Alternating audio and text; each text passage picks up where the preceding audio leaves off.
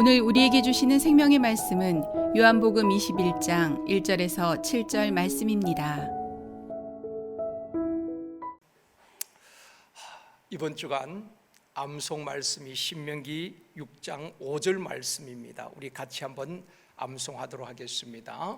너는 마음을 다하고 뜻을 다하고 힘을 다하여 내 하나님 여호와를 사랑하라. 보지 않고 할 수 있겠죠? 다시 한번 우리 한번 암송하시겠습니다. 너는 마음을 다하고 뜻을 다하고 힘을 다하여 너희 하나님 여호와를 사랑하라.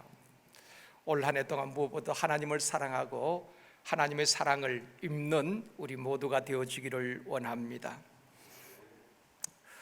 세 사람이 외국을 여행하게 되었습니다. 친한 친구인 이 세 사람이 한 호텔에 투숙을 하게 되었는데 바깥에서 식사를 하고 여행을 하고 이제 객실로 돌아가기 위해서 호텔로 다시 들어왔습니다. 그런데 엘리베이터 고장이 났어요.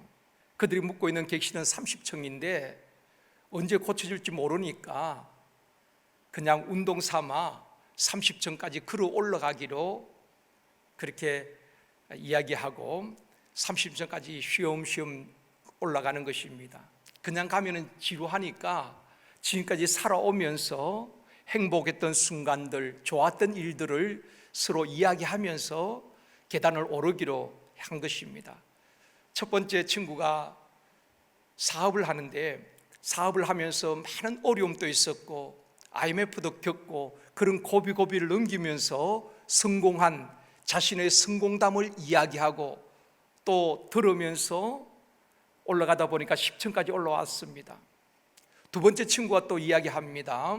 학창시절에 친구들과 함께 여행도 다니고 즐거웠던 그 학창시절의 이야기를 하면서 또 이야기를 하고 듣는 가운데에 20층까지 올라왔어요. 세 번째 친구가 또 이야기합니다. 결혼을 해서 아내와 또 자녀들 낳고 행복했던 그 순간들을 이야기하고 듣는 가운데에 30층에 도착하게 된 것입니다. 세 친구가 계단을 올라서 30층에 다 올라왔어요. 그들이 객실이 있는 이제 30층에 있는 객실로 들어가려고 하다 보니까 프론트에 맡긴 키를 안 가지고 온 것입니다. 힘들게 30층까지 올라왔는데 키가 없으니까 들어갈 수가 없잖아요. 지금까지 뭘 했습니까? 헛수고한 거지요. 30층까지 힘들게 올라왔는데 가장 중요한 키를 가지고 오지 않아서 객실에 들어갈 수가 없었던 것입니다. 고린도전서 15장 58절에 보면 말씀합니다.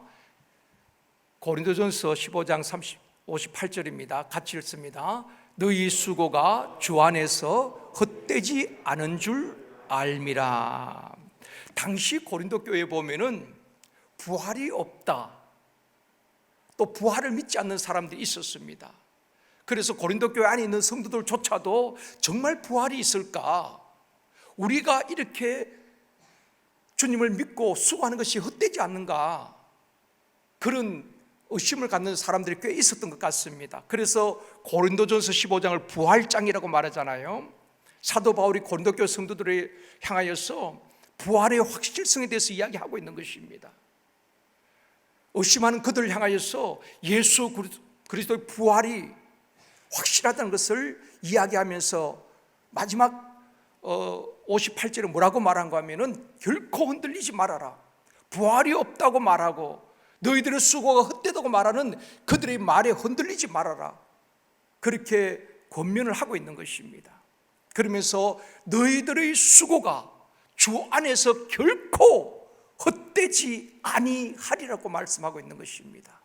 사랑하는 성도 여러분, 우리가 주님 앞에 수고하는 우리 모든 수고가 헛되지 않을 줄 믿습니다.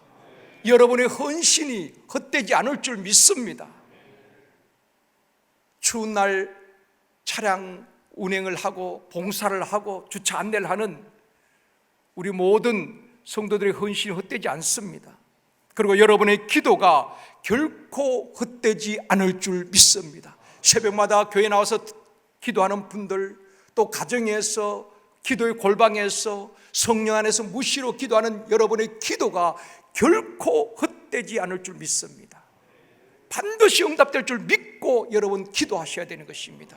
믿음의 기도는 반드시 응답되어지는 것입니다. 의심하지 말라고 했습니다. 의심하기 때문에 응답이 안 된다는 것입니다. 여러분 올 한 해 동안 여러 수많은 기도 응답들이 있기를 원합니다. 10가지 소원 기도 제목뿐 아니라 여러분의 기도 제목마다 응답되어지고 하나님 앞에 영광 올려드릴 수 있기를 원합니다. 우리 인생이 헛되지 아니하고 결코 후회함이 없는 인생을 살기 위해서는 우리의 사명을 바로 깨달아야 되는 것입니다. 오늘 이 아침에는 사명자여 일어나라 한번 따라합시다. 사명자여 일어나라. 오늘은 사명자여 일어나라 하는 제목으로 말씀을 받기를 원합니다. 여러분 사명자 하면은 우리는 그렇게 생각합니다.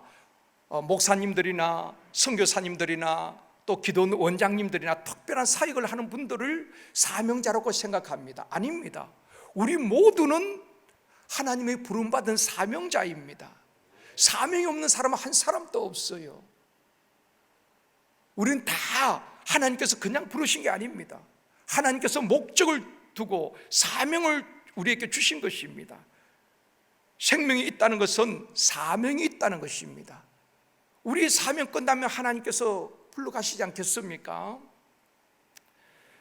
그렇기 때문에 우리는 모두가 사명자라는 것을 알아야 되는 것입니다.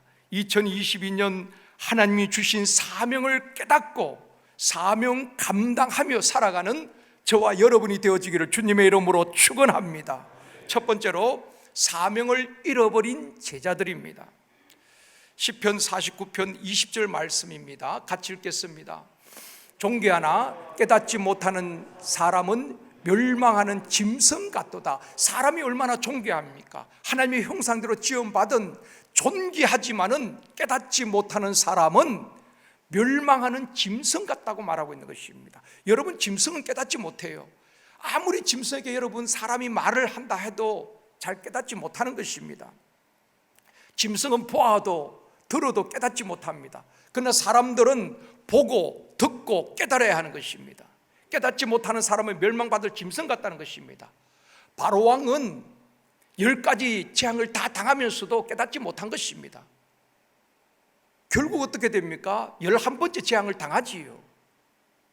끝까지 모세를 추격하고 이스라엘 백성을 따라가다 나중엔 다 그 홍해 바다에 바로의 군대가 다 수상되는 것입니다.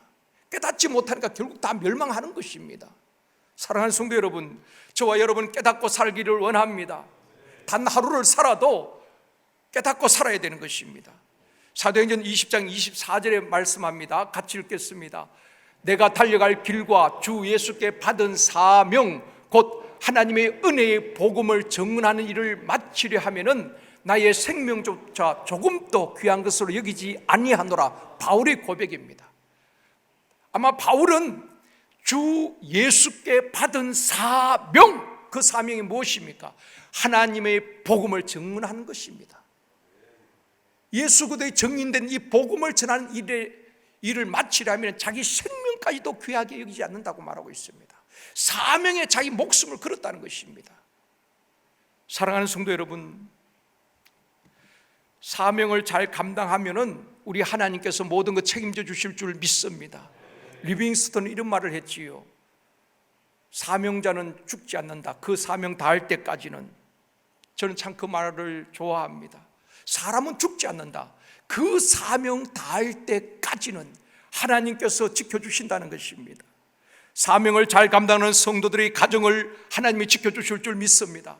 사명을 잘 감당하는 성도들의 직장과 사업장 일터를 지켜주실 줄 믿습니다. 사명을 잘 감당하는 성도들의 건강과 생명도 지켜주실 줄 믿습니다. 여러분 사도 바울을 보십시오.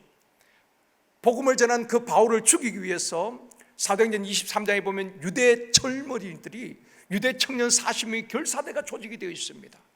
젊은 청년 40명이 그 바울을 죽이기 위해서 결사대를 조직하고 바울이 다니는 길목마다 매복해 있습니다. 바울을 죽이기 위해서. 그런데 하나님께서 바울의 생명, 사명자 바울의 생명을 그 대적의 손에 맡기지 않았습니다. 백부장, 천부장을 통해서 바울의 생명을 보호해 주시는 것입니다. 27장에 보면 유라굴로 광풍을 만나게 되잖아요. 지중해에서 유라굴로 광풍을 만나서 모든 사람들이 죽을 지경에 이르렀습니다. 그런데 사명자 바울 때문에 그 배에 탔던 276명이 살게 되는 역사가 일어난 줄 믿습니다. 사명자 한 사람 때문에 그 배에 탔던 사람이 다 살게 되는 것입니다. 여러분 때문에, 사명자 여러분 때문에 직장이 살고 가정이 살고 여러분의 일터가 살아난 역사 있기를 주님의 이름으로 축원합니다. 사명자가 얼마나 중요한지 모릅니다. 근데 사명을 깨닫지 못하기 때문에 자꾸 시험 드는 거예요. 사명을 제대로 깨닫지 못하기 때문에 자꾸 낙심이 오는 겁니다. 사명자는 하나님께서 그 생명도 지켜주시는 것입니다. 광풍을 만나도 지켜주시는 것입니다. 사도행전 28장에 보면 바울이 그 멜리데 섬에서 불을 피우다가 독사가 나와서 바울을 물었잖아요. 사람들이 이제는 몸이 붓고 독이 퍼져서 죽을 줄 알았습니다. 그런데 독사에 물려도 해를 받지 아니하도록 하나님께서 바울의 생명을, 사명자 바울을 지켜주신 줄 믿습니다. 사명자는 광풍을 만나도 독사에게 물려도 하나님께서 그 사명 다할 때까지는 그 생명 지켜주시는 줄 믿습니다. 사명 위에 살고자 하면은 병든 몸 고쳐서라도 서실 줄 믿습니다. 예수님께서 제자들을 부르시고 사명을 주셨습니다. 마태복음 4장 19절 말씀입니다. 같이 읽겠습니다. 말씀하시되 나를 따라오라. 내가 너희를 사람을 낚는 어부가 되게 하리라. 주님께서 사람을 부르실 때에 목적 없이 부르신 적이 없습니다. 모세를 부를 때도, 엘리야를 부를 때도, 엘리사를 부를 때도 모든 하나님께서 부르시는 사람들은 하나님께서 부르심의 목적이 있는 것입니다. 저와 여러분도 하나님께서 부르신 목적이 있습니다. 그 목적을 깨닫고 사는 사람, 사명을 깨닫고 사는 사람이 있고 사명을 깨닫지 못하는 사람이 있을 뿐인 것입니다. 제자들 부르실 때 뭐라고 부르셨습니까? 나를 따라오너라. 내가 너희로 사람 낚는 어부가 되게 하겠다.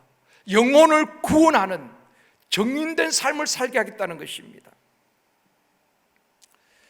예수님께서 병든 자를 고치시고 죽은 자를 살리시고 오병이의 기적을 행하시고 주님이 가시는 곳마다 수많은 무리들이 따랐잖아요.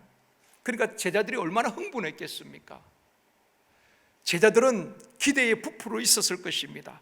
예수님께서, 이 능력 많으신 예수님께서 로마의 압제에서 해방을 시키시고 유대의 왕이 된다면은 자기들은 요직에 차지할 것이라고 기대를 했을 것입니다.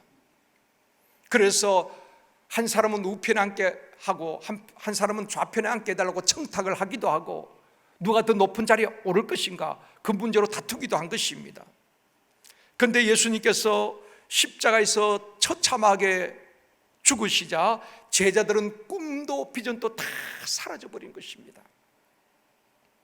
실망한 제자들이 고기를 잡으러 다시 바다로 가게 되는 것입니다. 오늘 본문 3절 말씀입니다.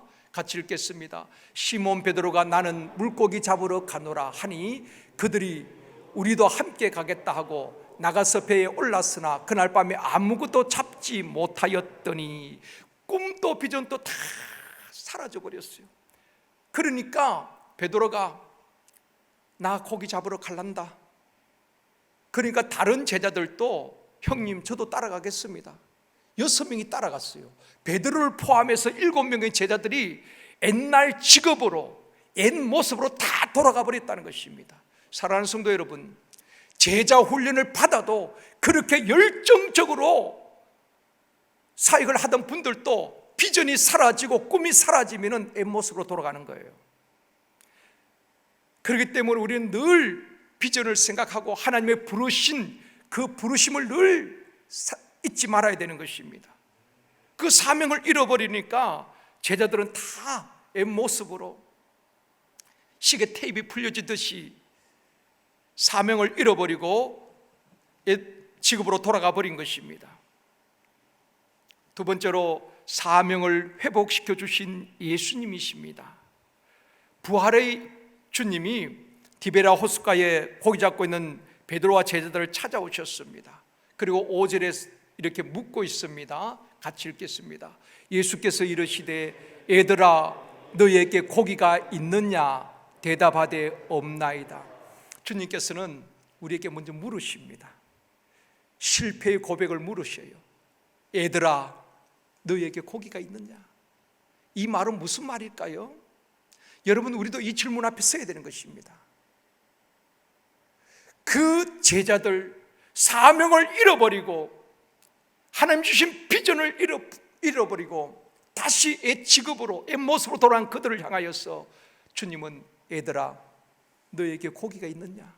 이 말씀은 너희들이 나를 떠나서 얼마나 고기를 잡았느냐, 사명의 자리를 떠나서 얼마나 성공했느냐, 그 질문 아니겠습니까? 나를 떠나서 너희들이 하는 일이 얼마나 잘 되었느냐. 여러분, 예수 믿는 사람들은 주님의 품을 떠나면 안 되는 것입니다. 가지가 나무에 붙어 있어야지 열매를 맺을 수 있지, 원둥치 원나무 대신 포도나무 대신 예수 그리스도를 떠나서는 열매 맺을 수가 없는 것입니다. 마치 탕자가 아버지를 떠나면서 자유로울 것 같았지만 참담한 실패 아니었습니까? 어떤 상황에서도 아무리 힘들고 내가 기도해도 응답이 없어도 우리는 하나님의 품에 안겨 있어야 되는 것입니다. 아무리 내 삶이 어려워도 주님의 품으로 파고 들어가야 살 길이 있습니다. 회복시켜 주신다 이 말입니다. 떠나면 안 되는 것입니다. 올 한 해 동안 여러분 어떤 상황이 있어도 교회를 떠나지 마시고 주님의 품을 떠나지 마시고 사명의 자리를 떠나지 마시고 은혜의 자리를 떠나지 않기를 원합니다. 기도의 자리를 떠나지 않기를 원합니다. 예배의 자리를 떠나지 않기를 원합니다. 나를 떠나서 너희들이 얼마나 성공했느냐? 얘들아 고기가 있느냐? 제자들의 대답이 무엇입니까? 없나이다. 우리가 주님을 떠나서 우리가 아무것도 얻지 못했습니다. 사명의 자리를 떠나서 헛수고요 빈거물 뿐입니다. 이것이 제자들의 고백이었습니다. 그때 주님이 다시 말씀합니다. 6절입니다. 같이 읽습니다. 이르시되 그물을 배 오른편에 던지라 그리하면 잡으리라 하시니 이에 던졌더니 물고기가 많아 그물을 들 수 없더라. 처음 주님을 만난 것도 갈릴리 바다지요. 그때도 빈 그물을 풍성하게 주셨고 사명을 잃어버린 그 제자들 다시 만나서 주님께서 빈 그물을 풍성하게 해주셨습니다. 이제 제자들이 그 고기를 가득 싣고 육지에 올라왔을 때에 우리 주님이 숯불에 생선을 올려놓으시고 떡을 준비해 놓으시고 피곤하고 지쳐있는 제자들에게 말씀합니다. 와서 조반을 먹어라. 여러분, 우리 주님은 얼마나 따뜻하신 분입니까? 그 지쳐있는 제자들, 밤새도록 피곤해 있는 제자들에게 와서 조반을 먹으라 하시면서 이제 회복을 시켜 가시는 것입니다. 육적으로 먼저 회복을 시키시는 것입니다. 밤사이 얼마나 배가 고팠겠습니까? 육체적으로 얼마나 지쳐 있겠습니까? 여러분, 우리가 육체적으로 너무 피곤하고 지쳐 있으면 영적으로도 다운되는 것입니다. 그래서 여러분 건강관리도 잘 하셔야 되는 것입니다. 체력관리도 잘 하셔야 되는 것입니다. 육적으로 회복시켜 주시면서 그리고 베드로에게 묻습니다. 요한의 아들 시몬아 내가 나를 사랑하느냐 물었어요. 그때 베드로가 말합니다. 내가 주님을 사랑하는 줄 주께서 아시나이다. 주님이 다시 말씀하시지요. 내 양을 먹이라.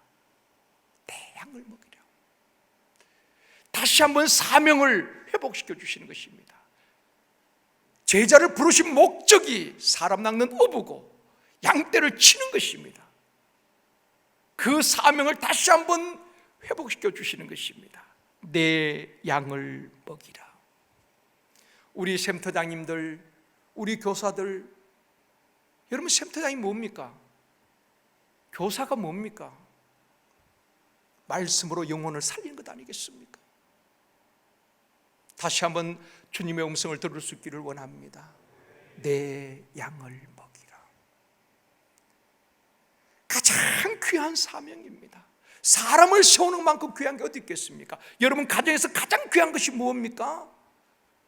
열심히 일하고 돈 버는 겁니까? 아마 자녀일 겁니다.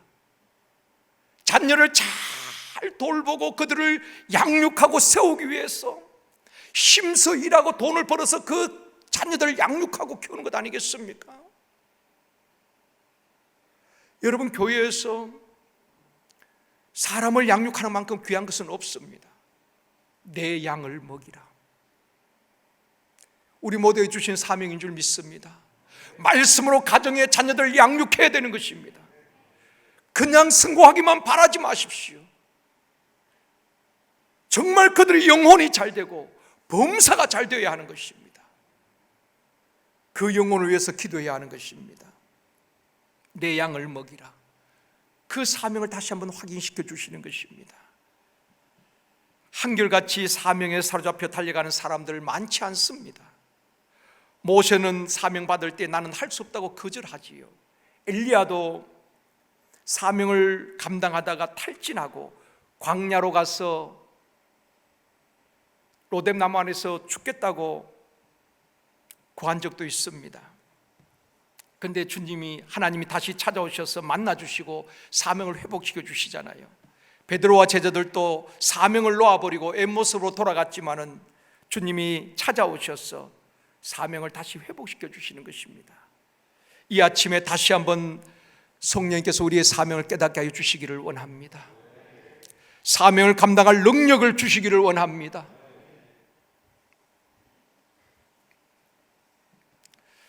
세 번째로 사명자여 일어나라. 그러면 사명이 뭐냐는 겁니다. 사명이 뭡니까? 사명은 하나님이 하라고 시키신 일을 사명이라고 말하는 것입니다. 하나님께서 내게 시키신 일이 무엇인가? 이것을 깨닫는 것이 사명을 깨닫는 것입니다. 하나님께서 가정의 주부로서, 남편으로서, 교회 직분자로서 내게 주신 사명이 뭐냐는 것입니다. 그걸 하나님께서 내게 시키신 일은 무엇인가? 그걸 깨닫는 것이 중요한 것입니다. 하나님께서 시대마다 사람을 부르시고 일을 시키시는 것입니다. 우리 모두에게 주신 사명이 있지요. 개인적인 사명도 있겠지만 우리 모두에게 주신 사명은 먹든지 마시든지 무엇을 하든지 하나님의 영광을 위해서 사는 겁니다. 올 한 해 동안 여러분 가정에서 자녀를 양육하든 직장에서 일을 하시든 교회에서 봉사하시든 무엇을 하든지 우리가 드러나는 것이 아니라 하나님께 영광이 되기를 원합니다. 그리고 또 한 가지는 우리 모두에게 주신 사명이 정인된 사명입니다. 어디서나 복음을 전하고 예수 그리스도를 자랑하고 그분을 증거하는 것입니다. 이 사명을 잘 감당할 수 있기를 원합니다. 아프리카에서 선교하던 미국 선교사님이 여러 해 동안 열정을 쏟았지만은 열매가 별로 없었습니다. 그러던 중에 두 아들이 풍토병에 걸려서 죽게 되는 것입니다. 그런 일들이 허다히 있지요. 그런데 그 아내가 두 아들의 죽음에 충격을 받고 아내 역시 병을 얻고 또 선교지에서 죽게 되는 것입니다. 이 선교사님이 얼마나 마음이 낙담이 되겠습니까? 사랑하는 두 아들과 아내를 잃었습니다. 더 이상 선교할 힘이 없는 것입니다. 선교를 포기하고 본국으로 돌아옵니다. 샌프란시스코 항에 이제 배를 타고 이제 돌아오는데 그날은 미국 대통령이 휴가를 이렇게 휴가 기간 중에 사냥을 하고 돌아오는 그 시간과 거의 비슷한 시간에 이제 선교사님도 도착하고 그 탄 배가 도착하고 미국 대통령이 휴가를 갔다가 이제 부두에 도착하는 그 시간과 맞물렸습니다. 선교사님이 내리는데 그 휴가가 떠오는 대통령을 막기 위하여서 그 부두에 붉은 주단을 깔아놓고 군악대 나팔 소리를 울리면서 수많은 인파들이 모여서 성조기를 흔들면서 휴가가 떠오는 대통령을 환영하는 것입니다. 그 모습을 보면서 이 선교사님이 더 낙담이 되는 것입니다. 하염없이 길을 걸어가면서 눈물이 쏟아지는 것입니다. 하나님, 이게 뭡니까? 나는 하나님의 부름을 받고 정말 그 선교지에서 한 영혼을 구원하기 위하여서 정인된 삶을 살기 위하여서 몇 년을 열정을 쏟았고 두 아들을 잃었습니다. 사랑하는 아내를 잃었습니다. 휴가 또 오는 대통령 저렇게 환영해 주는데 나는 환영해 주는 사람 아무도 없네요. 그런 생각이 밀려오니까 더 서러운 것입니다. 하염없이 눈물을 흘리면서 길을 가고 있는데 성령의 음성이 들려지는 거예요. 사랑하는 아들아, 사랑하는 아들아, 낙심하지 말라. 너는 아직 고향에 돌아오지 않았단다. 너의 사명 다 마치고 고향으로 돌아올 때에 붉은 주단이 아니라 황금길 깔아놓고 군악대의 나팔 소리가 아니라 천군 천사 나팔 소리 울리면서 내가 너를 맞아주마. 그 성령의 세미한 음성을 듣게 되는 것입니다. 그 음성을 듣고 선교사님이 그 자리에 무릎을 꿇고 하나님, 내가 다시 사명 붙들고 가겠습니다. 그래서 마음을 추스리고 회복해서 다시 선교지에 갔어. 사랑하는 두 아들과 아내를 잃은 그 선교지에서 끝까지 선교를 잘 감당했다는 것입니다. 사랑하는 성도 여러분, 우리에게 사명 없는 사람은 아무도 없습니다. 가정에서의 내가 해야 할 일, 하나님께 주신 사명, 여러분 교회 일만 사명이 아닙니다. 가정에서 남편을 내조하고 자녀들 양육하고 살림하는 것 얼마나 귀한 사명입니까? 가정을 평안하게 하고 안정시키는 것 얼마나 귀한 일입니까? 또 직장에서 일터에서 주어진 일들 감당하는 직장에서의 사명이 있을 것입니다. 또 교회에서의 사명, 기도의 사명, 전도의 사명, 쉼터장의 사명, 교사의 사명, 사명을 깨닫고 하나님께서 시키신 그 사명을 잘 감당하는 저와 여러분이 되어지기를 원합니다. 그리하여 2022년에 하나님께서 하라고 시키신 일을 잘 감당하여서 잘했다 칭찬과 상을 받는 우리 모든 성도님들이 되시기를 주님의 이름으로 축원합니다.